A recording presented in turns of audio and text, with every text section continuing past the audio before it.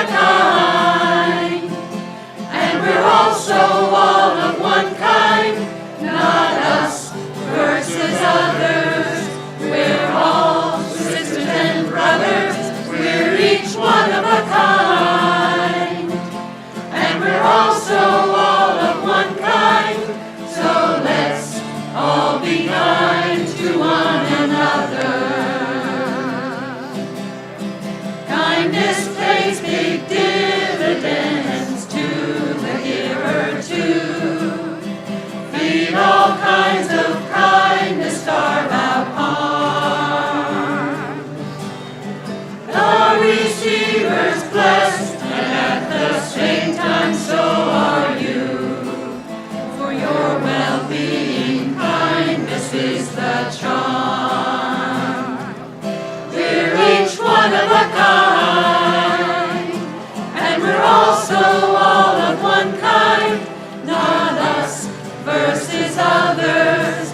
We're all sisters and brothers, we're each one of a kind, and we're also all of one kind, so let's all be kind to one another. Grandpa said two wolves are fighting for a soul within. One is evil, one does kindly deeds.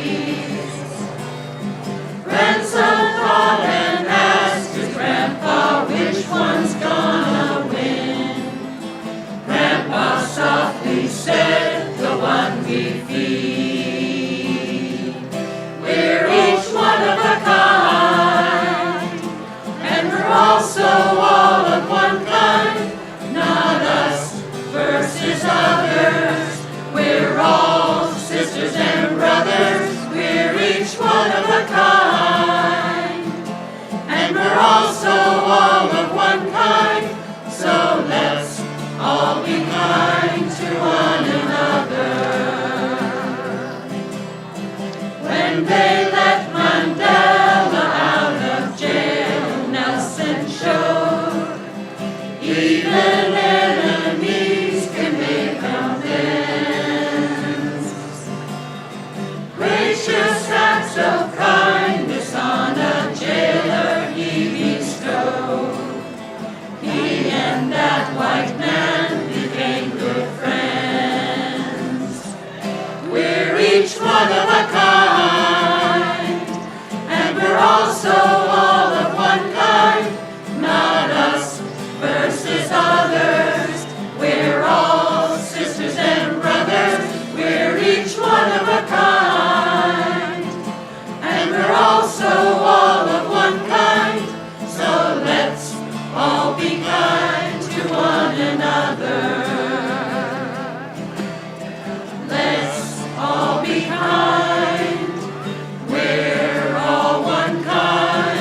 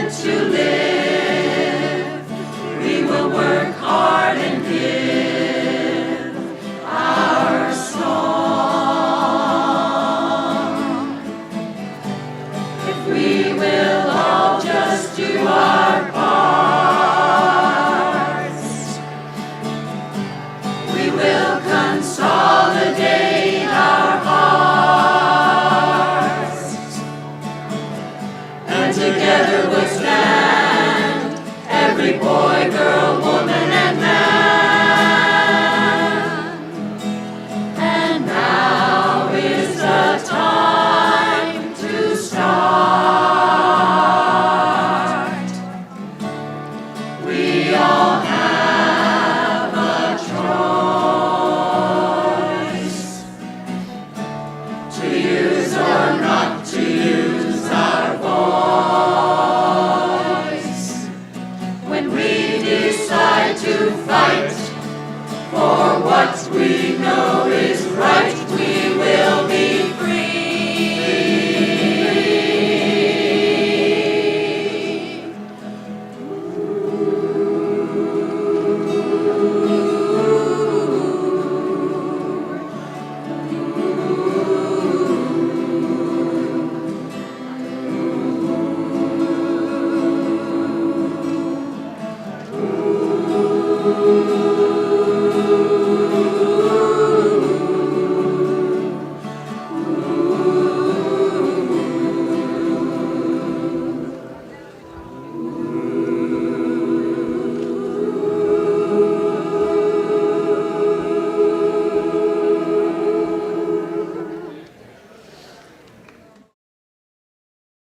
Can you repeat after me?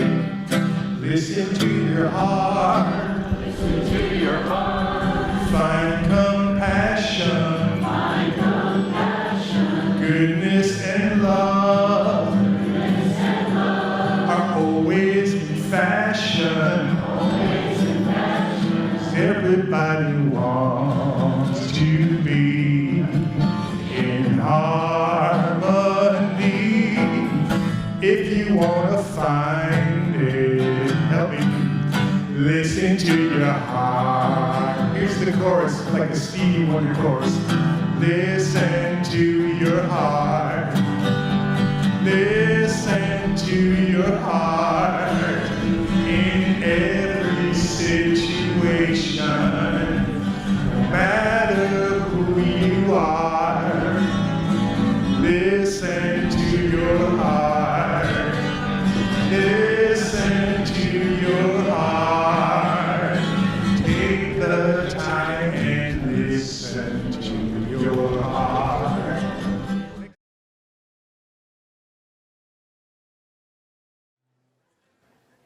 Chela, Joseph Amnashi.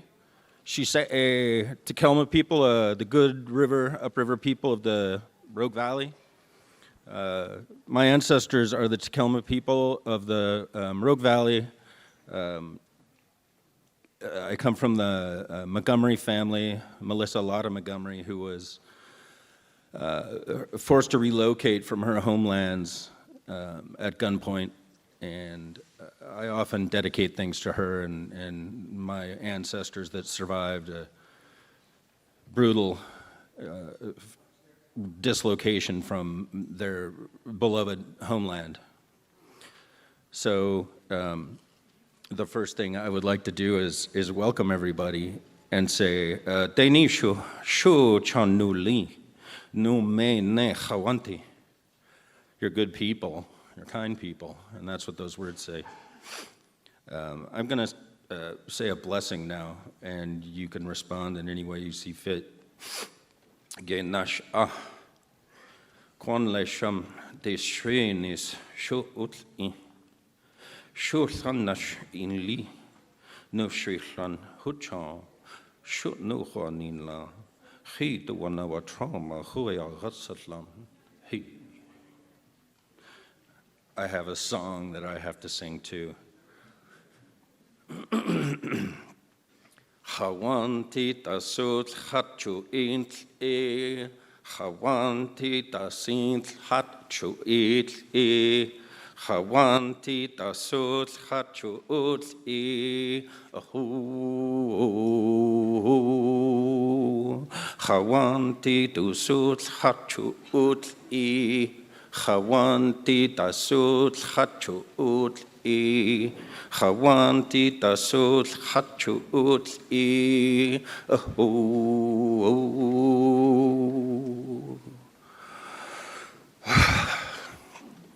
Shutnu Khanila Huchan Hawanti. Welcome to everybody. Welcome to the homelands of my ancestors.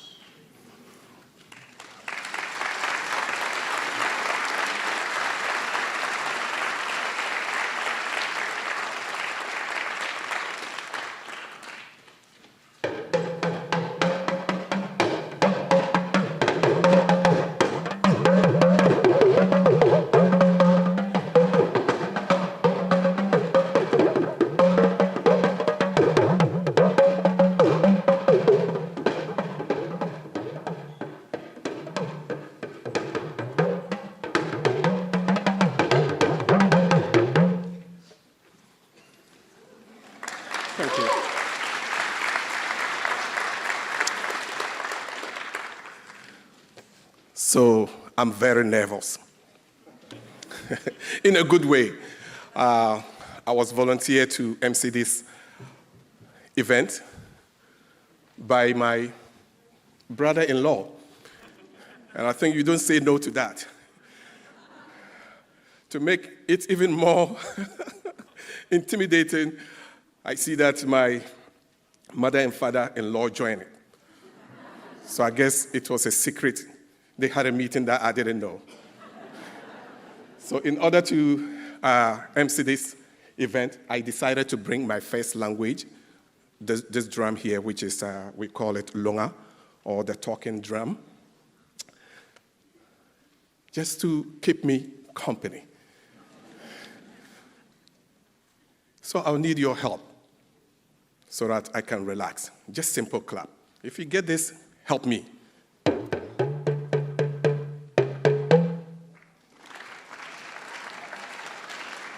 Let's take it again.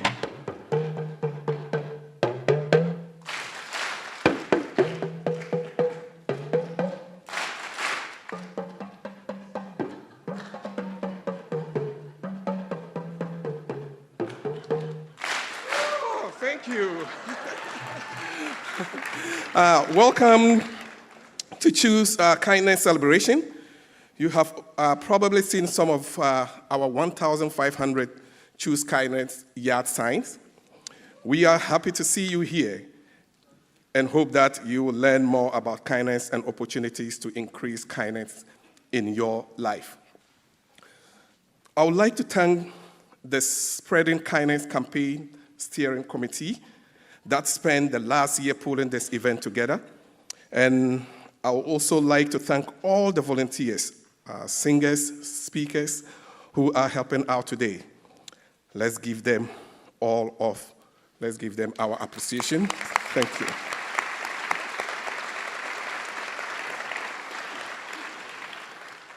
We have already counted 1.4 million acts of kindness in our community and would like to see that number grow. Yes, thank you. One of our goals today is to have every person here make a commitment to increase their kindness. For example, where you came in, I think it's over there, a representative from various volunteer organizations. Please consider volunteering at least one of these many groups that do much to help our community. I think they deserve our round of applause too. Thank you. And just a quick one. You each have a card at your seat. I don't know if,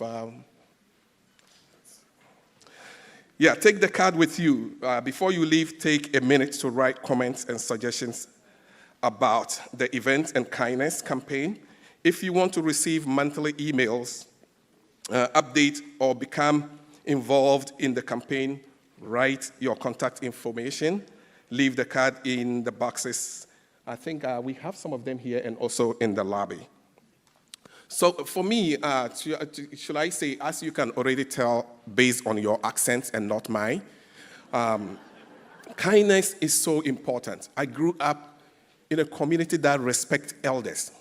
And for us, our elders are wisdom. They carry so much. So right from the beginning, you are taught not to just be an individual. Of course, you are taught to be an individual, but the common goal of the community is constantly put into your upbringing. So I was part of the Dramas family, of course, who are also oral historians in my community. So this simple act of kindness absolutely brought me all the way from a small village in northern Ghana to here in the United States.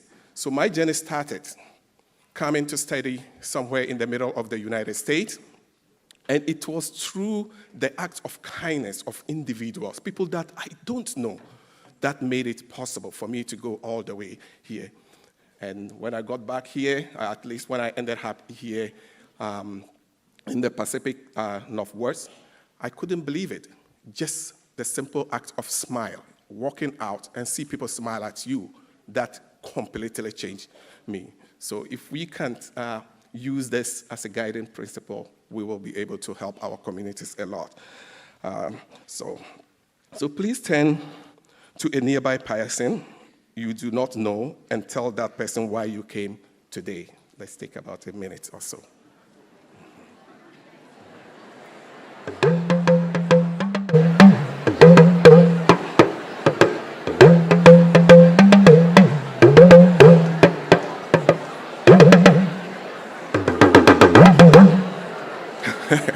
All right, thank you very much. Just in case you were wondering who that my brother-in-law is Matt Sprick. He's even making it worse for me, standing over there making faces. Just kidding. Okay, so our first speaker is Tom Tay, former mayor of Anaheim and national leader in the City of Kindness movement. You can read more about him at the back of your program. Please, let's put our hands together to welcome Tom Tay.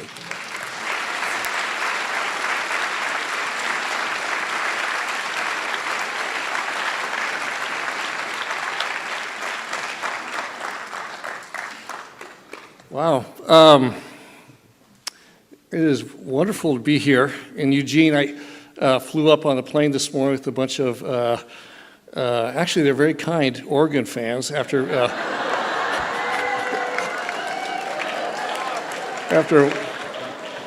whooping up on us from Southern California. No, but the reason I'm here is I guess to answer that question from Javi is I received a very kind invitation from Doug Carnine and about what you all are doing here in Eugene in creating a city of kindness. And so I'm very honored to be here, and I've had conversations in the past and great coffee today with your wonderful mayor, Mayor Venice, and it's gave me a beautiful welcoming to your city. So I was telling Mayor Venice it is much easier being former mayor than mayor, I can tell you that. So she has a very, very joyful but difficult job, and I know she appreciates the support from her community. And so I can tell you, you guys, so I'm here talking about kindness. I'm certainly not an expert on kindness, and certainly not really very humbled to be talking to you all here in Eugene. You're already doing so much, and the stories I've heard. But maybe I know a little, gotten to know a little bit about creating a culture of kindness. And I think what we're talking about really is getting everybody in the same boat, rowing the same direction. And that's a very powerful thing.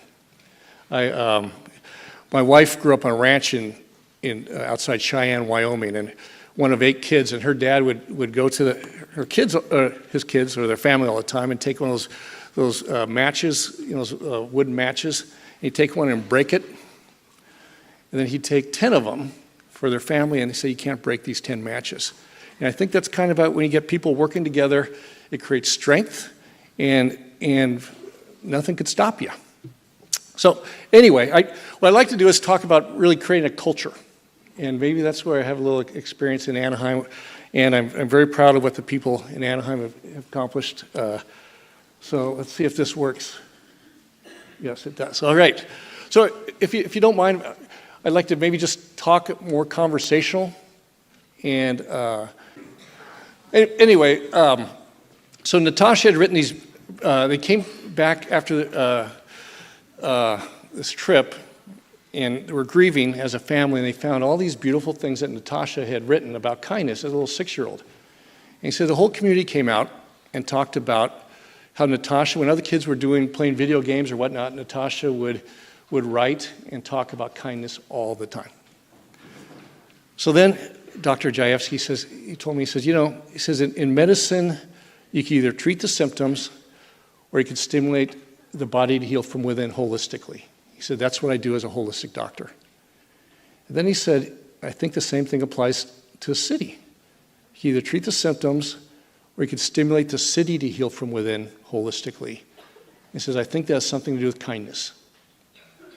So for me, that was one of those light bulb moments, maybe the light bulb moment in my life, because I had 10 years, I call it the whack-a-mole game of symptom treating. And after 10 years, the city kind of seemed in the same spot. And so anyway, as it turned out, I thought I was done with politics.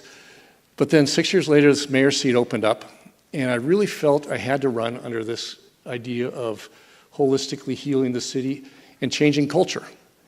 And the word kindness, I thought a lot about that word. So kindness is, it's way different from being nice. It's doing something for someone else with no expectation in return. It's getting out of what's in it for me. It's, you can do a favor for a return favor that's more like a contract, nothing necessarily wrong with that, but the virtue is with the kind act.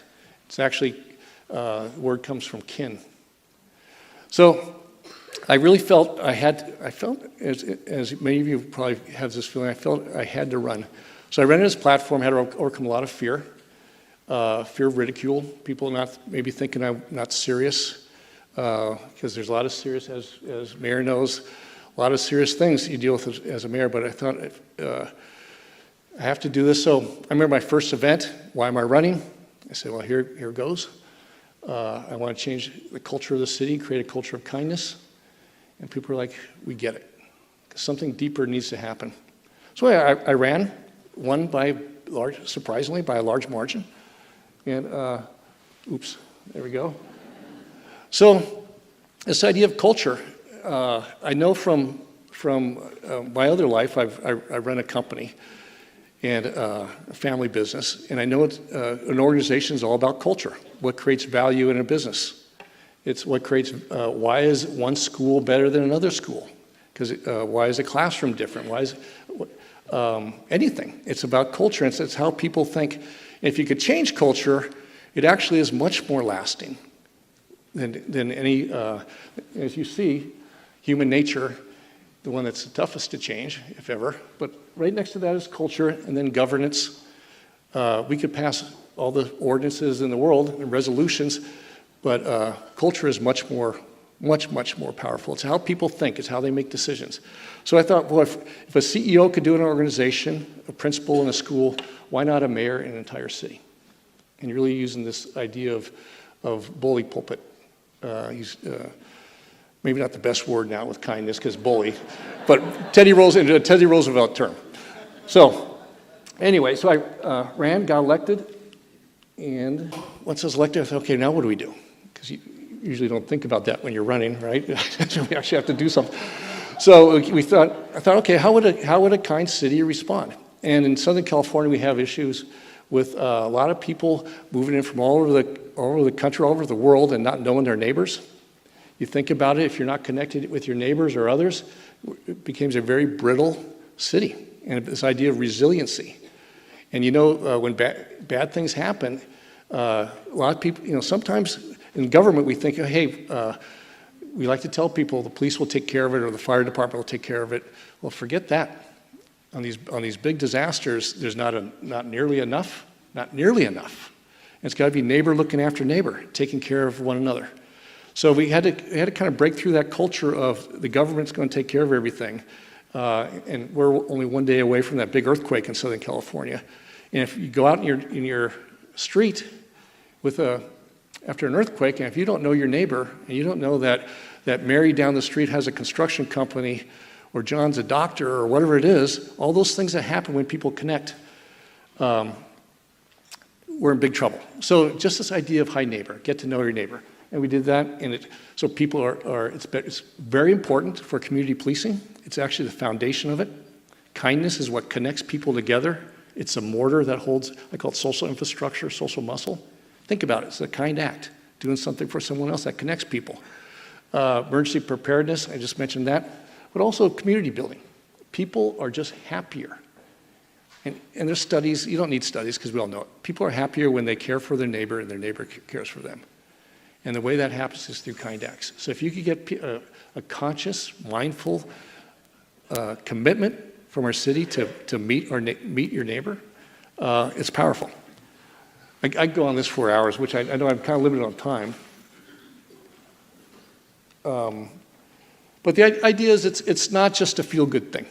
Not that that's not enough, but there's purposeful, municipal, civic reasons to be kind. So anyway, excuse me. So another thing we did was with our schools, our elementary school district. So these kids are 90% of the kids in the Anaheim Elementary School district fall below the poverty line.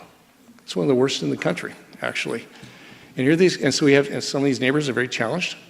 And we asked these kids, I met with the superintendent, and we asked these kids to do a million acts of kindness, and they did. And it was really cool. And I think there's a video that goes along with this. Is there any way to get that going? Oh my gosh, this is incredibly exciting for these kids. Good afternoon to you both. What these kids have accomplished is nothing short of extraordinary. The Dalai Lama took notice, so now 10 lucky kids from each school that participated in this will have a chance to go celebrate with him for his 80th birthday. Pretty extraordinary. But what these kids hope is that you at home will see what they've done, be inspired to do the same. Do you think you'll change the world? It will change the world. An unimaginable feat. Students performed 1 million acts of kindness between 24 elementary schools in Anaheim City School District.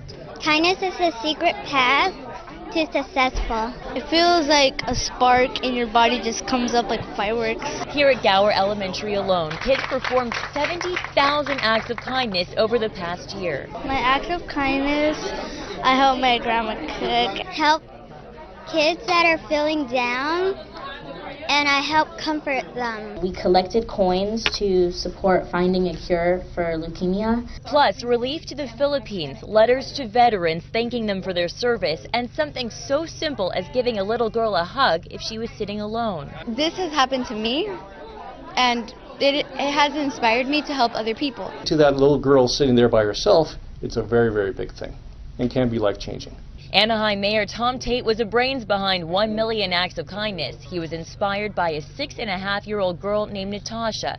We spoke to Natasha's father. She used to say, it's not enough to do no wrong in one day. Nearly 10 years after Natasha's untimely death, the Dalai Lama heard about the 1 million acts of kindness movement she inspired and invited Mayor Tate to India. This is the way to achieve peace in the world, and you are making that happen. His Holiness's personal emissary for peace had this message. Through kindness, you can find love, and through love, you can find compassion, and through compassion, you can find world peace. So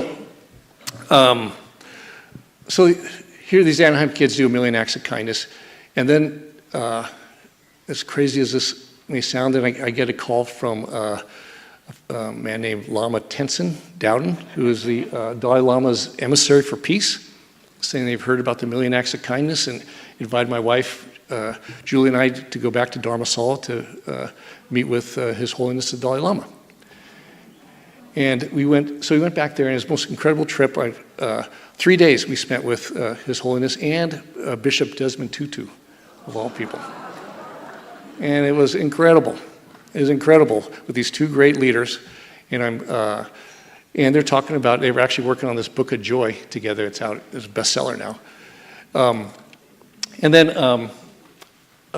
So that His Holiness believes the path to world peace is creating a culture of kindness in our cities and particularly schools. And he believes if we could do that, within a generation, we'll have world peace. He said, after I'm gone, he says, but we can do that. And he says, will you help me? And I said, of course, what are you going to say to the Dalai Lama? You got too busy with other things. But, and he also said, and he says, you know, what you're doing in Anaheim is a good start. And actually at the time I kind of thought, well, I thought it was a little bit better than a good start. But he says, because it's just a good start. He says, but you have to work at it. He said, you have to work at it. And if you don't work at it, you'll become a city of anger and city of fear. So I let that settle in a little bit. And he's right, because it doesn't just happen by itself. Even though he believes that we're all born with kindness in us, from our mothers, actually. He believes we all have that. But you have to work at it to bring it out, and certainly bring it out in a city. So anyway, it sounds crazy, but I've gotten to know His Holiness through this process, and I asked him if he would speak to the U.S. Conference of Mayors, which we had in 2015, and in Indianapolis. And then we thought, well, who else can we share the stage with His Holiness? And if we missed anybody with that, we asked a friend of mine had a connection, talked to Lady Gaga's mother, who has, that's where you get a hold of Lady Gaga, I found out. But she was doing these wonderful things with anti-bullying and LGBTQ issues. But really what she was talking about was kindness. So we asked her if she would come and speak to the mayors with His Holiness. And then and also a guy named Phil Anschutz, who's started something called randomactsofkindness.com, who's a very wealthy guy out of Denver, wonderful, very quietly funds this thing. And so you have this conservative businessman, one of the world's greatest entertainers, and one of the spiritual leaders of the world, all on stage agreeing that it's about creating a culture of kindness in our cities is the key. And it's really very powerful, very powerful. And by the way, Lady Gaga was incredible. She was actually banned from the next Monday from downloading, her music being downloaded in China. So she talks about bravery and kindness. That was a brave thing that she did, very brave thing. Okay, next slide. So this is more kind of, wait. Hold on. No, remember, it's all about kindness. So then, I guess I want to tell you this just to see where this goes. And none of this I could have planned. I never even thought about. But the concept is so powerful. So back in 2016, we had an officer-involved shooting that led to riots in Baton Rouge, St. Paul. And then you had officers who were killed in Dallas by an assassin. And the country was boiling. And I got a call from the White House saying, can you meet with the president tomorrow? He's putting together an emergency task force on community relations, race relations, and community policing. So here I find myself at the White House with President Obama, head of the Black Lives Matter movement, head of International Police Chiefs Association, Attorney General, and a handful of other folks. And here I am talking about kindness. And the president says, at the end of the meeting, 5-hour meeting. It was an incredible meeting. But it's kindness that shows the humanity of the community to the police officers. And it's kindness that shows the police officers' humanity to the community. And that's the key to that whole issue, is people understanding each other through acts of kindness. And I remember talking about, at that time, you also had issues in New York with Eric Gardner, and you had near riots happening in New York. And you had I remember seeing a picture that went viral, and it was a picture of a New York police officer who someone had snapped a picture. It wasn't like a campaign of him buying shoes for a homeless man. You guys remember seeing that? Because we went all over the place.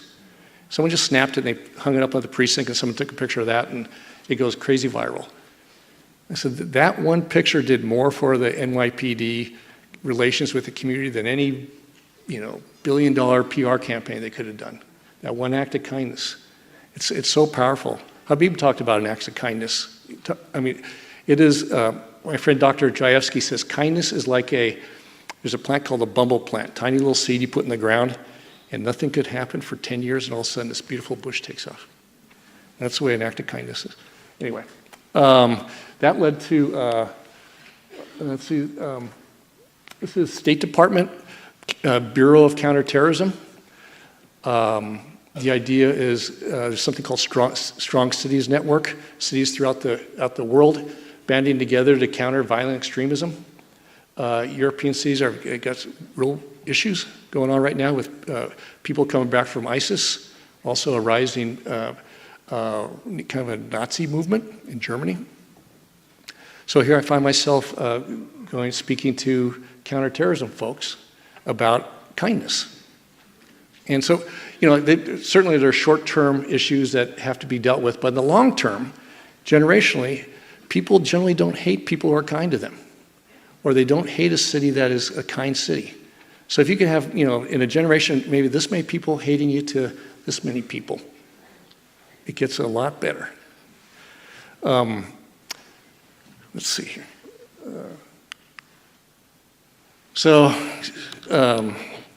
Lucy knows. So when you're mayor, you just never know what's going to happen. Almost every day. Now I look at my cell phone. I don't have that. I hope nothing bad happened today. Feel. Well, we had a bad thing happen in Anaheim. We had a KKK rally of all things in Anaheim, City of Kindness, and it was. And it's one of these things you can't stop. People have the rights to free speech, but it blew up, and there was bloodshed, there was stabbings, and it was terrible. And I thought, I really thought it could turn into some real civil unrest, and it didn't. And I think that's what happens.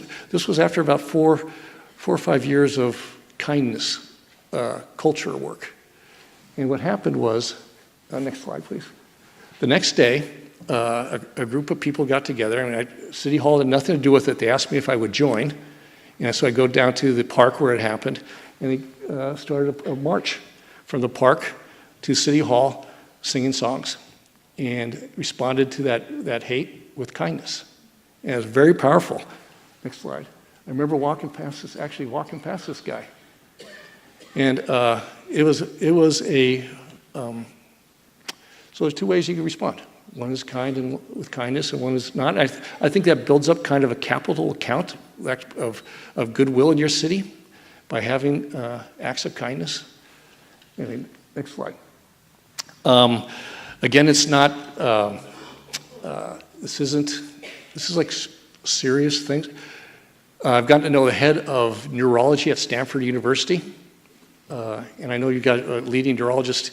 Neuroscientists here at Oregon tell you the same thing, but Stanford started a department in their medical school of kindness and compassion. Turns out it's about the healthiest thing you could do for yourself. Your brain rewires itself, blood pressure, immune system, across the board. Which is very interesting. The same antidote, I thought about this, same antidote for our person is also the same antidote for our big corpus. It's kindness. UCLA, just a $20 million grant, study the effects of kindness. That was just a couple weeks ago. So in Anaheim, it came down to when we instituted policies, how we deal with addiction. If you're an addict in Anaheim, now you go to the police station, you'll get help. No judging. Because the last thing, if you have an addiction, is to be judged or worse, kicked when you're down. So that sends a message that what the city is there to help you. The police department is kind, which they are, by the way. Sometimes it doesn't come across that way, but it's about bringing out that kindness. So we did that. Didn't really know how it would work. Like 300 people in the first year showed up to our police officers or police department and took advantage of that. Homeless issue. I know you've got. All the cities do. I thought, how would a kind city respond? And in Anaheim, first thing we did, we had to start a program called Coming Home Anaheim. So it's very simple. We had all these people who wanted to help and feed people in parks and things like that, but people aren't going to get better if they're not, it's more symptom treating. They're not going to get better if they don't have a roof over their heads. And it's a tough thing for government to handle because we have maybe 1,000 or 1,500 homeless people chronically. And you can't take a square, put a round peg in a square hole. Everybody's different. And it takes, frankly, kindness and love. And we had all these people who had it in them. So what we did, Coming Home in Anaheim, it didn't cost the city hardly anything. We just brought a group together to coordinate the churches and mosques and synagogues. And said, we got all these people, if we could get them under a roof, if we could use that energy, and over 1,000 people who were homeless living in some sort of permanent housing. Didn't cost the city anything. $160,000 a year to coordinate it. Just using the power of kindness. I took some pictures of, we have a riverbed near the stadium. About 1,000 people camped out there. And so my last week of being mayor, last month of being mayor. We approved 2 shelters, so our second and third shelter actually, another 320 beds. And next slide. There it is right there. Salvation Army running it, another one with another nonprofit group running it. But I think what's significant is not one person came to the council meeting to oppose it. Right? So you all know what that's, because, and so you guys are faced with this. You've got a mayor here who's trying to make things happen. That is the problem. So in Anaheim, well, I'll take Orange County. Orange County is 3.2 million people. We had, on the homeless count, maybe 6,000, 7,000 homeless people. So I'm thinking, okay, that's less than 1%. So it's about the same numbers here, maybe 1%, maybe a little bit more per capita here in Eugene. So you think about what 99% cannot solve a 1% problem, right? If you look at it that way, this is solvable. You know, some people just don't fit, for whatever reason, they just don't fit in the standards that society has. And the key is to getting a shelter, and the key to that is getting a city around locations, because nobody wants them near them. But I tell you this, no one's complained even afterwards. The first one we built, no complaints. The fear turned out in Anaheim was much greater than any realization. But the stumbling block is the location, because any location, the people around are going to be fearful, rightfully so. I'm going to say rightfully so. I mean, it's understandable. It's usually the biggest investment people have in their lives is their home or their business, and they're very scared. And it's not going to work out. So, but the community, if it takes the community coming together, think about kindness. And actually, by the way, we talked about this at lunch. Kindness doesn't mean you don't, with the homeless situation, it is about holding people accountable too. Because you have public assets, sidewalks, parks, that have to be used for its intended purpose. Like a kind parent doesn't let your kids run amok. So kindness also means holding people accountable, but it means getting them in some sort of shelter with a roof over their head, because they're not going to get better. Certainly camping out on a cold sidewalk. And the only way to get better is really have a roof over their head. And so anyway, it sounds like I'm preachy, and I don't mean to be. Anyway, there's all sorts of the science and everything's really catching. I'm going to say catching up, but it's really lots been written lately. This is Inc. magazine, another article. Next one, making kindness a core tenet of your company. So happens it's great for business. I don't know why it wouldn't. Everything gets better when people are kinder, including business, including people's bottom line. It's not why you do it. It's a side benefit, but it's good for business. This is from Harvard Business Review. Next slide. Chief Kindness Officer. I like this term, but this is Stanford Magazine. Same thing. Next slide. It's actually who wants to work with. Everyone wants to work with kind people. And if your business has a culture of kindness, we actually do it at my business. And this is our 4th year in a row we were voted one of the best places to work in Orange County. Just by simply embracing the culture of kindness. Schools, I said they were key. I told these kids, K through 6, that they're going to lead the way. And they enthusiastically did. This was Danbrook Elementary. Someone just painted this on the side of the school. So when culture starts to happen, by the way, it took a while.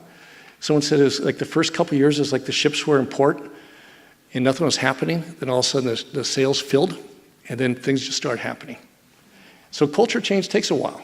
And but I tell you, this number of people in this room, if you all get on the same page and start, I think, just talking about it and getting people mindful and thinking. So at the end of the day, people would say, what's the goal? I said, well, so if you're from Anaheim, when you're walking down the street and when you think I'm from Anaheim, if you think, okay, we're a city of kindness, that's our ethos, that's who we are, it's kind of our civic duty, then the chance of that person doing something kind is a little bit greater, right? If it's part of the culture, chance of doing that kind act is a little bit greater, doing something for someone else, no expectation of return. So now if you measure all the interactions amongst people, so Anaheim, 350,000 people, millions of interactions every day, and put a label as either kind or not kind. Kind here, not kind up here. Not kind could be, like ignoring somebody. Now, if you change the ethos, change the culture, city of kindness, chance of doing something kind is a little bit greater, it starts to go like this. And when it goes like this, literally everything gets better. Crime, bullying at schools, senior loneliness, which, by the way, is a killer, and so much it's lack of kindness. Imagine knocking on a neighbor's door, a widow who hasn't seen anyone for a couple weeks. Addiction, functional isolation, lack of kindness, all those things that come from that. Homelessness, business is better, you name it. Everything gets better. I was talking to Doug, and Doug's been studying kindness for years and years. I say, we're driving from the airport. I say, anything you thought of that doesn't get better? He's like, nope. You cannot think of anything that doesn't get better. We're happier. We're healthier. So if you could get a city actually doing that and like leaning into it, everything gets better. So I know this is well, that's my wife, Julie. This is someone painted this on the side of a building, another mural. Those coins, those are coins we'd pass around, Anaheim City of Kindness. We actually changed our official motto. Not that we needed, we did from something that's kind of lame to City of Kindness. It was kind of lame. To City of Kindness, and people love it. We made these coins, and those little handout coins.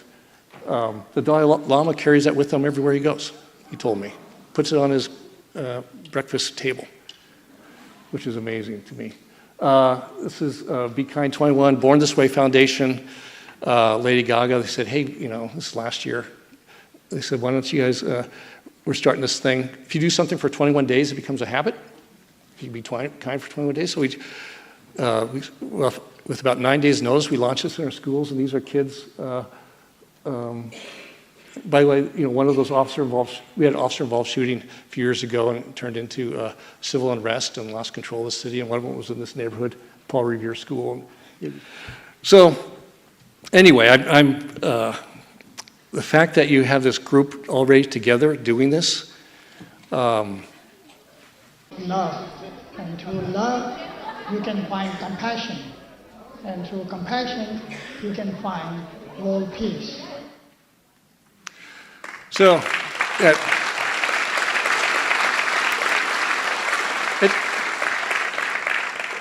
it's a cool video. So maybe put it on the webpage or if you want to see it. But I wanted to play that because Dr. Jayevsky says what Natasha would say. It's so profound. It's not enough to do no wrong in a day. Sometimes we kind of think, okay, if we're just not doing any wrong in a day, but again, compassion is doing something for someone else, no expectation of return. And if you get a whole city behind that and all row in the same direction, it is powerful, and everything gets better. And I'm humbled that I was invited here, former mayor. People don't call former mayor as much anymore. So thank you, Mayor. Thank you, Doug. You guys are so far. I'm so impressed with what you guys are doing in Eugene. You have all the ingredients here. You're already doing it. I think it is just coordinating. And the ask is that you all start talking about it.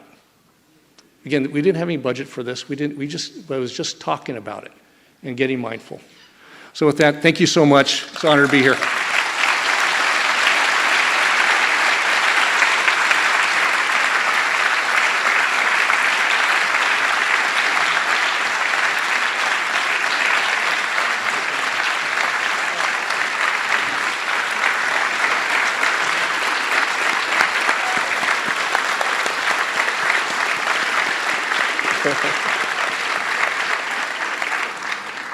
Thank you, Mayor Tom Tate.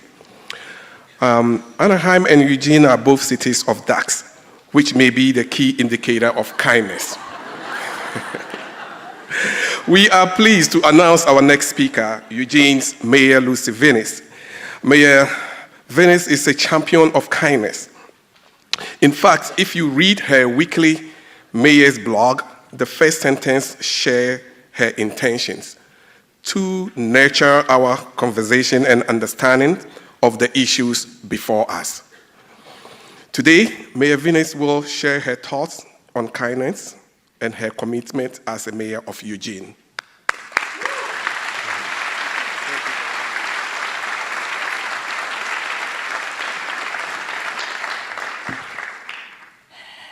Thank you all so much for being here, and thank you so much, Mayor Tate, for your really inspiring words and experience. Let's thank him again.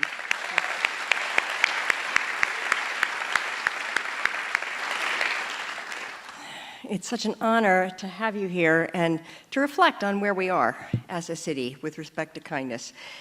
At our City Council public forum last week, 53 members of the public testified on a wide range of topics, from the impacts of homelessness to the urgency of climate change. As I listened to all of these impassioned and urgent concerns, I felt hopeful. These individuals are giving up a pleasant evening at home to share their concerns because they care. They are speaking in the spirit of creating a better community.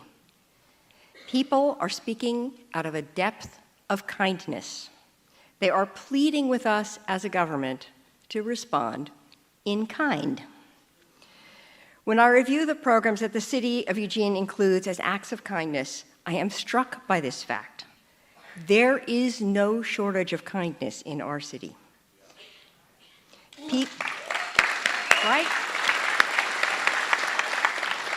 People care and act on their compassion. We have one of the highest per capita number of nonprofits in the country. We are a leader in investing in creative, agile, outside-of-the-box solutions to homelessness. We repeatedly pass school bonds to invest in our children.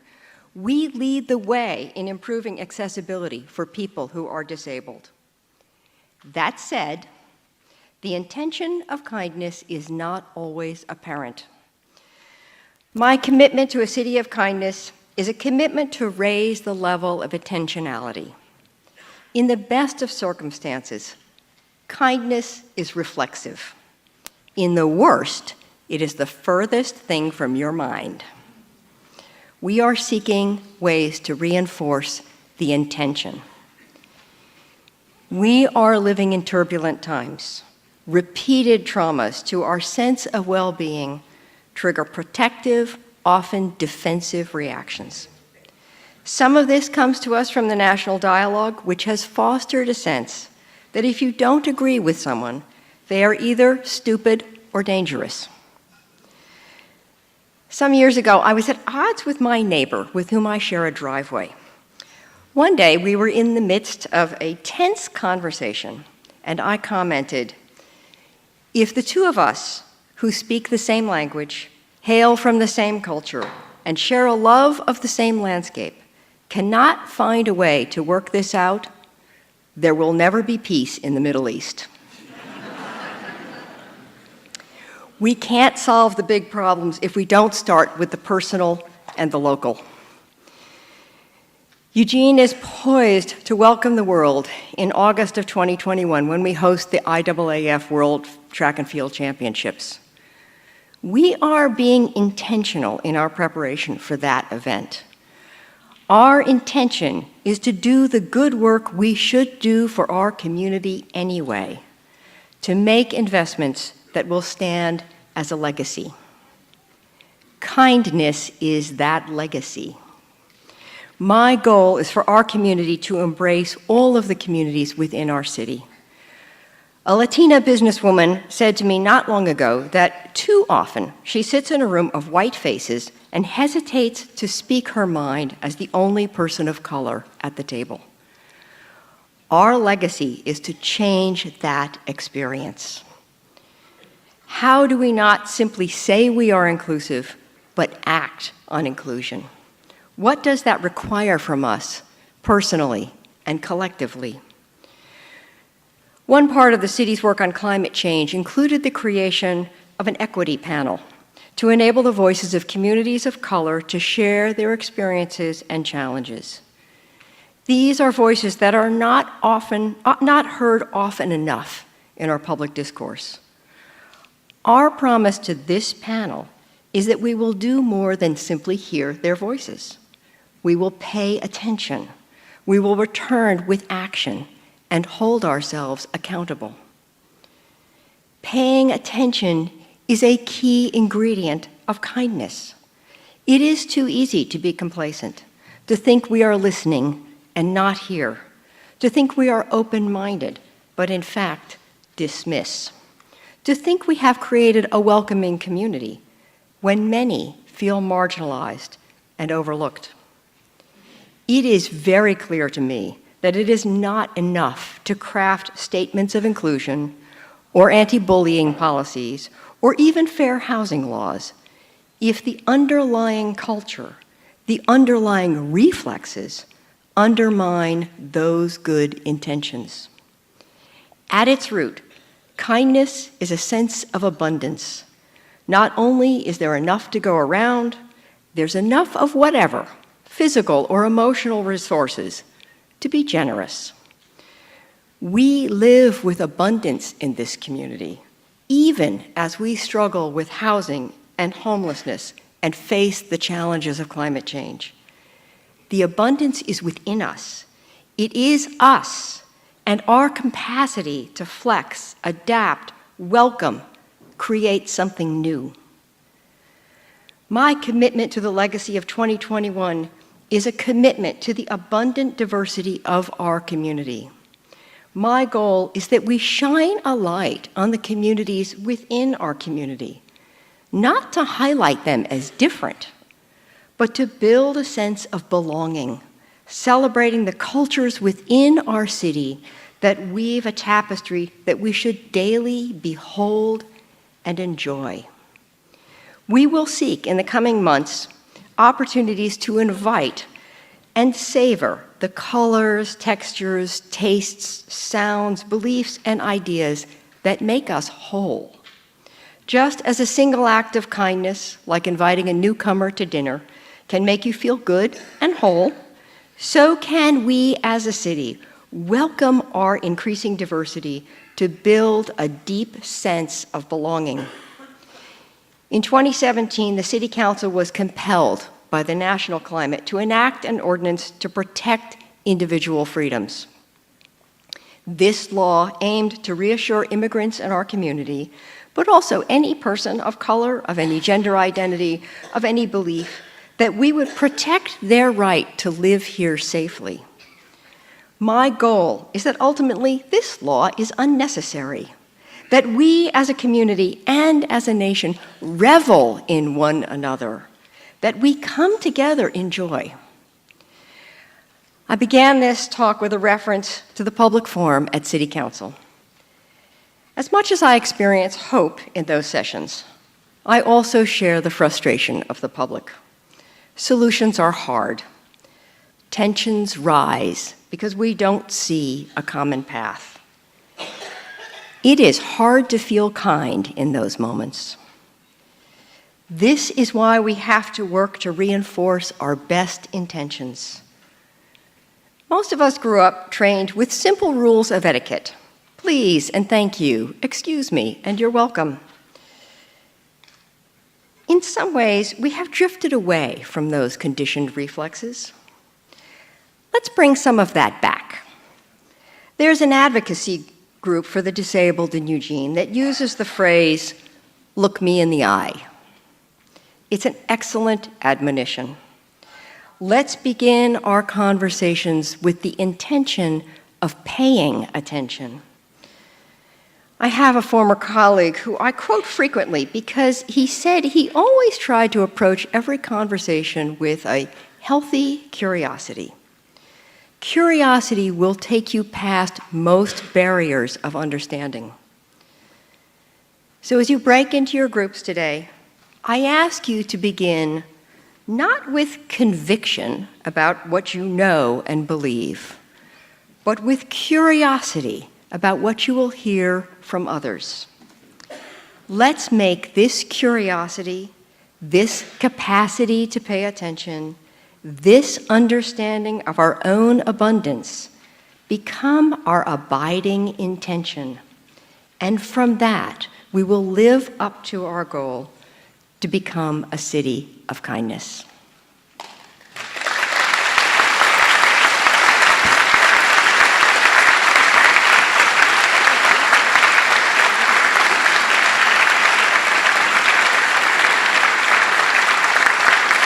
Well, welcome to our personal lives, Kindness for Self and Others. I'm Doug Carnine, a professor emeritus at the University of Oregon and coordinator for the campaign to make Eugene, Springfield cities of kindness.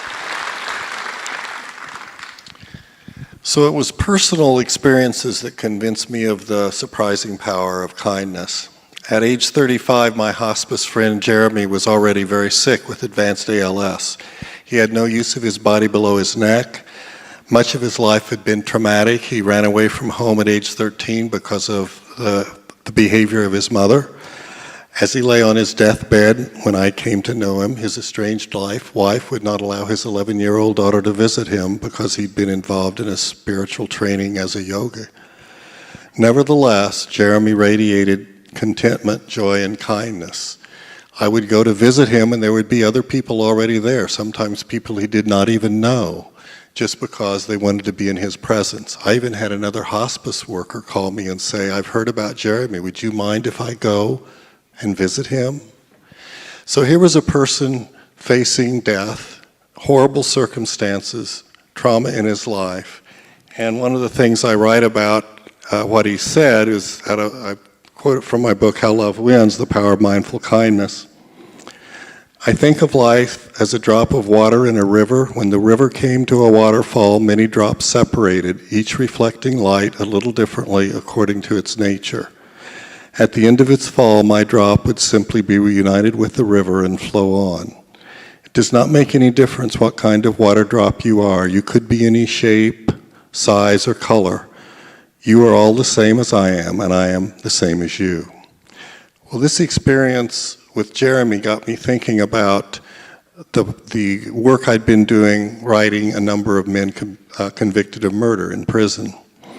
And so I floated this idea of starting a mindful kindness partnership with men incarcerated in Tucker Max, which is one of the most notorious prisons in the United States. It's well known because it's the site for the movie Brubaker with Robert Redford, where they found 200 unmarked graves and where they used the torture telephone on inmates. So what does mindful kindness mean to men like Cody? Cody was convicted of murder and will never be free. He was abused as a child, and at the time of his arrest, his family and few friends, they were either dead or missing. Moreover, he would never be able to hold his daughter, who would be born after he entered prison, because he'll never leave prison. Being in his early 20s, the prospect of 60 years in prison had Cody on the verge of suicide. So Roy, my main partner in starting this partnership of mindful kindness, he wrote this about his first encounter with Cody. "I remember feeling in my heart it would be a miracle if the kid lasted to Christmas.